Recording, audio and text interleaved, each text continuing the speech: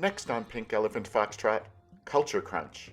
In this installment, we take a look at your brain on Freud with a segment called Yellow Bow, Pool of Arrow.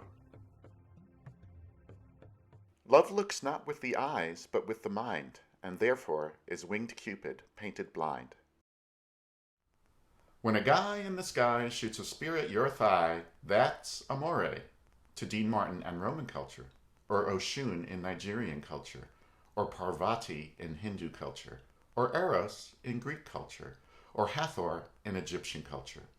Most cultures have gods and other mythological deities that represent love, fertility, and sex. From his face, Cupid doesn't belie the controversy that seems to surround his provocative activities. He seems so innocent, especially with that cute little blindfold. But recently, it was brought to light, literally, that a large image of Cupid in the background of Vermeer's painting Girl Reading a Letter at an Open Window had been painted over, and hence censored, for centuries. When the layer of paint was removed, several layers of meaning were added as far as the interpretation of the painting. The letter the girl is holding may not be as innocent as the painting's censor wanted us to believe. Humankind seems to have had a love-hate relationship with love and sex from the very beginning. In waking life, we have cultural, religious, and legal institutions that force us to reel in our instinctual desires and fantasies. But in dreams, these repressed feelings and desires can spill over. Although there is the concept of lucid dreaming, that the content of dreams can be steered during the dream by the dreamer, there is no such thing as lucid whitewashing. Dreams are in a unique realm of non-censorship. Not letting your freak flag fly while the wristband to the unconscious is on isn't really an option. Sexual content in dreams is inevitable across cultures, and there is much of that in Storyboard of a Dream, represented in the naked columns and in the transitions from window to window. The interesting thing is that I didn't do any of this intentionally. Was my brain predisposed to such Freudian imagery? When I was in college, I took a course taught by a noted dream researcher and sociologist, Dr. G. William Domhoff. Dr. Domhoff worked with the psychologist Calvin Hall to develop a quantitative analysis of patient dream journals. Freud and Jung focused on individual dreams, but Hall and Domhoff looked for patterns over long periods of time. Despite this new approach to analyzing dream journals rather than individual dreams, both Dr. Domhoff and Dr. Hall were still devout admirers of Sigmund Freud. Nowhere was this more evident than in the title of the course I took with Dr. Domhoff. I'm not making this up.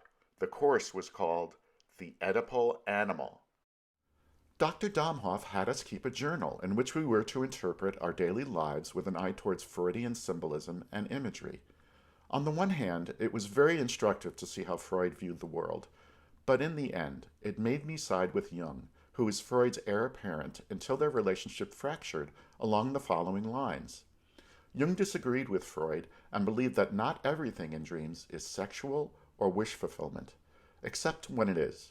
And although the quote is attributed to Freud, it might as well have been Jung who said, "Sometimes a cigar is just a cigar."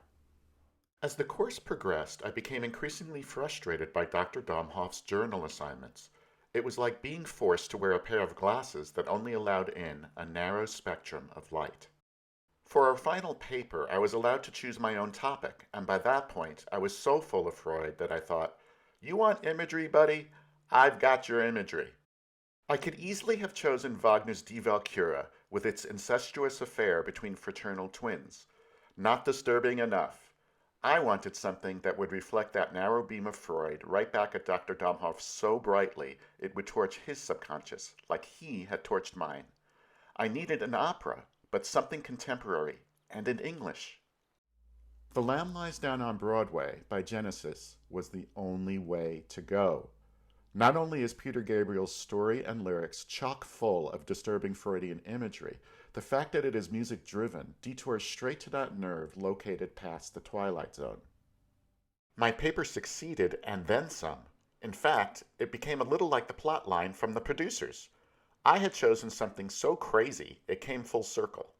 Dr. Domhoff loved the album and the story and went through all the lyrics with a fine-toothed comb. What I had thought were outrageous interpretations on my part were in fact too tame for him. Cupid's arrows have two tips. One is sharp and made of gold, which causes unbridled love. The other is soft and made of lead, which induces intense aversion. I was lucky. The arrow I chose had something precious at the end of it. It is impossible to turn lead into gold, but a golden arrow can turn into a pool of lead before your very eyes. Human behavior is the ultimate alchemy.